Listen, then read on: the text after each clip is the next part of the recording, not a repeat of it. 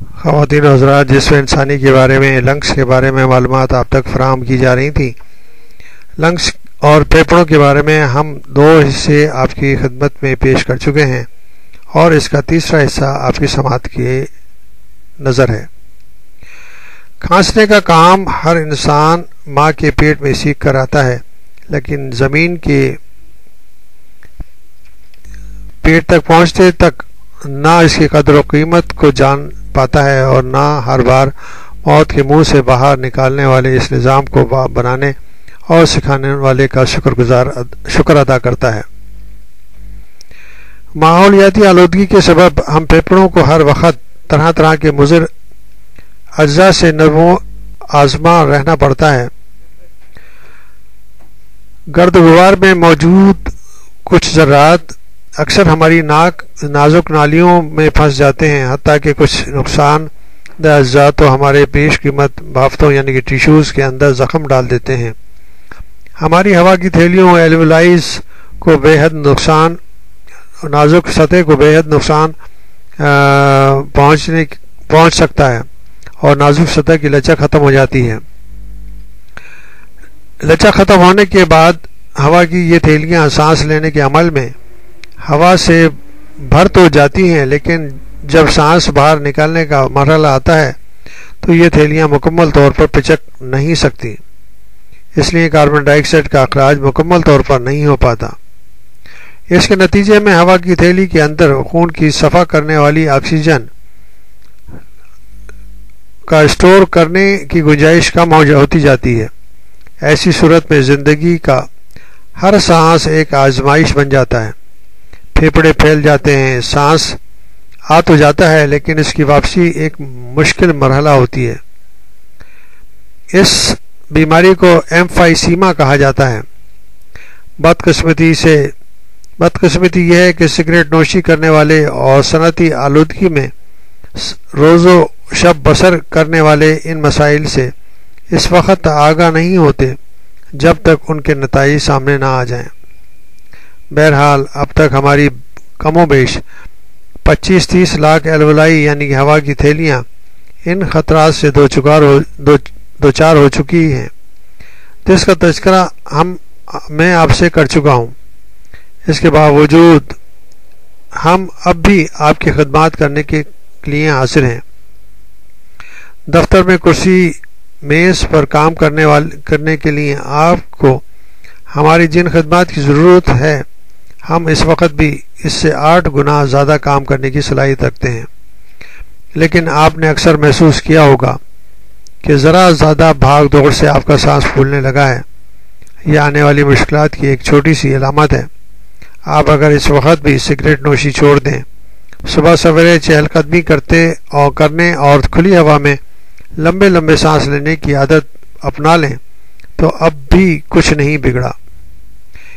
انگریزی کی یہ کہاوت تو آپ نے سنی ہوگی کہ اگر آپ کو معلوم ہے کہ آپ کے جسم کے اندر پھیپھڑے یعنی کہ لنگس موجود ہیں تو اس کا مطلب یہ ہے کہ آپ مشکلات میں مبتلا ہیں۔ یہ کہاوت کو یاد رکھیں، یعنی کہ اپنے پھیپھڑوں کے مسائل کو دور کرنے کی کوشش کریں، ان کی نگہداشت میں صرف نظر نہ کریں، اور ہم پھیپھڑے یعنی کہ لنگس ہی آپ کی زندگی ہیں۔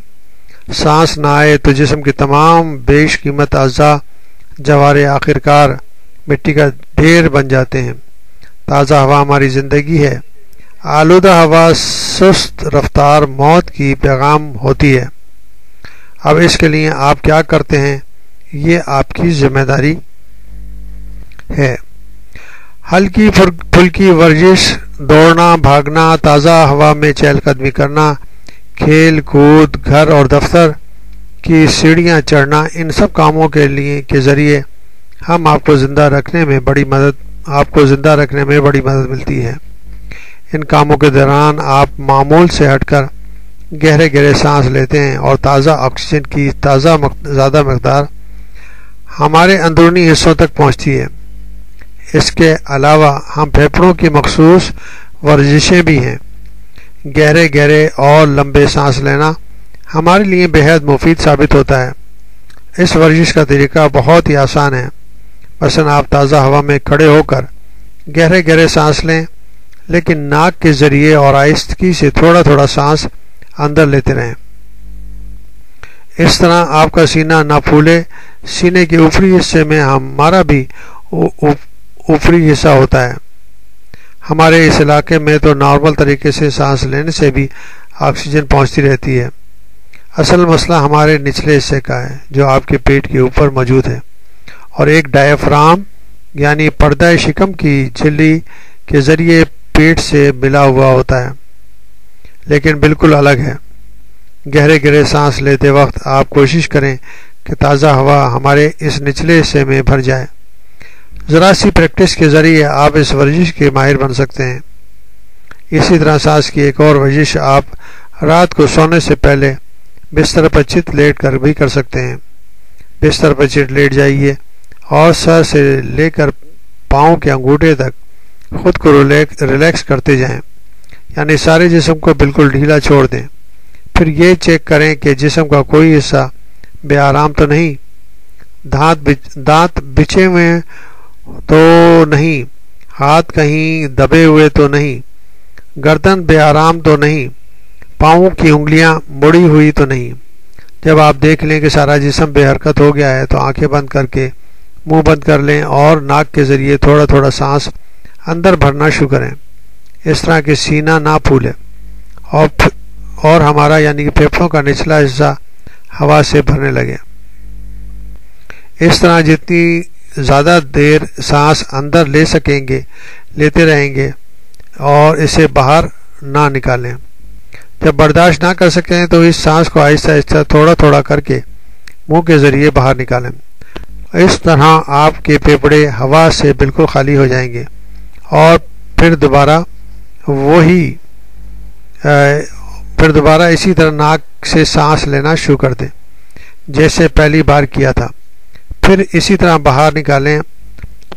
اگر یہ ورزش کامل یکسوئی کے ساتھ کی جائے تو دن جو 3 یا 4 مرتبہ سانس لینے اور نکالنے کے درمیان آپ کو گہری پرسکون نیند میں چلے جائیں گے۔ سانس کی یہ ورزش ہمیں ایک نئی زندگی دے گی۔ اس کے ذریعے ہماری یہ ایلویولائی یعنی ہوا کی لاکھوں تھیلیاں جنہوں نے کام کرنا چھوڑ دیا تھا ممکن ہے دوبارہ متحرک ہو جائیں۔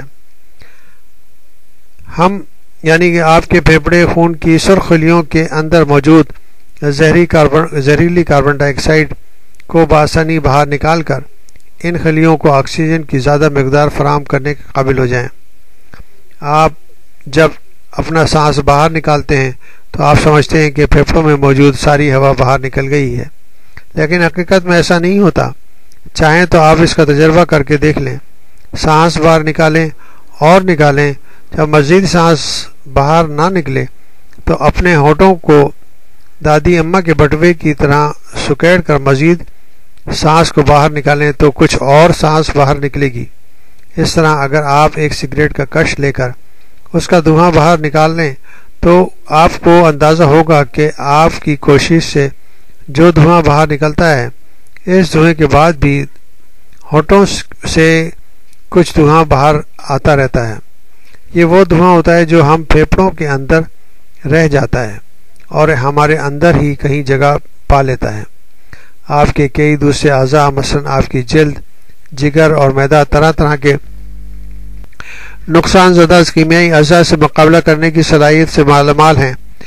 ان کے برعکس ہم پھیپھڑے یعنی لنگز اس معاملے میں بے حد نازک مزاج واقع ہوتے ہیں۔ اس لیے ہم بہت سارے عوامل ہماری بیماریوں کا سبب بنتے ہیں۔ ہماری بیماریوں میں ٹی بی سر فہرست ہے۔ یہ مہلک بیماری جراثیم کے ذریعے پیدا ہوتی ہے۔ یہ بیماری ایک زمانے میں ناقابل علاج تھی، لیکن آج کے زمانے میں پرہیز، احتیاط اور لگ کر علاج کرنے سے اس کا خاتمہ ممکن ہو گیا ہے۔ لیکن اب بھی کچھ ایسے جراثیم آہستہ آہستہ پیدا ہوتے جا رہے ہیں جو کہ کسی دوا کی نہیں سنتے، نہ ان پر کسی دوا کا اثر ہوتا ہے۔ انہیں MDR ٹی بی یعنی multi drug resistant T B کہا جاتا ہے۔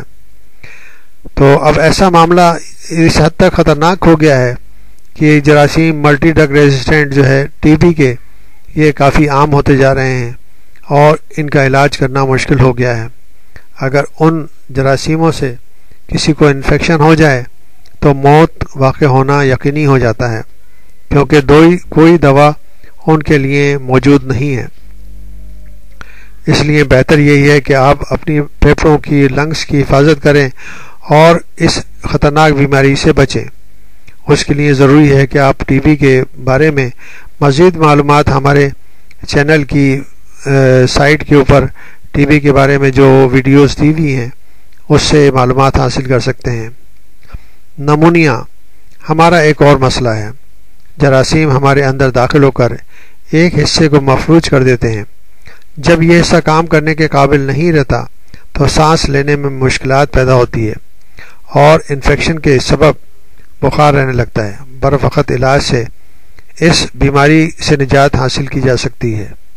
نمونیا ایک ایسی بیماری ہے جو کہ جراثیم کے ذریعے پیدا ہوتی ہے، اور جراثیم ہماری الویلائی میں جب داخل ہوتے ہیں تو بے شمار یعنی کہ سیکریشنز اور رطوبتیں الویلائی میں بھر جاتی ہیں۔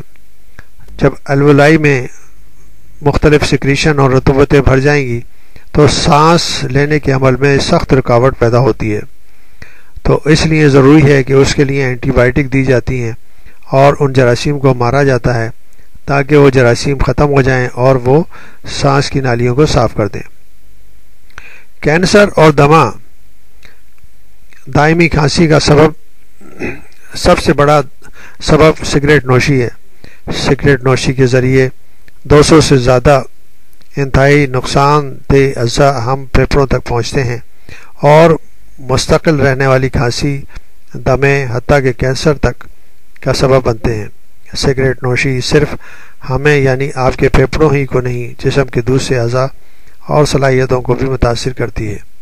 اگر آپ کو بار بار کھانسی آتی ہے، ذرا سی بھاگ دوڑ سے سانس پھول جاتا ہے، تو اب بھی ہوشیار ہو جائیں، آج ہی سگریٹ نوشی ترک کر دیں، ورنہ آنے والی کل میں زندگی اتنی آسان اور خوشگوار نہیں رہے گی۔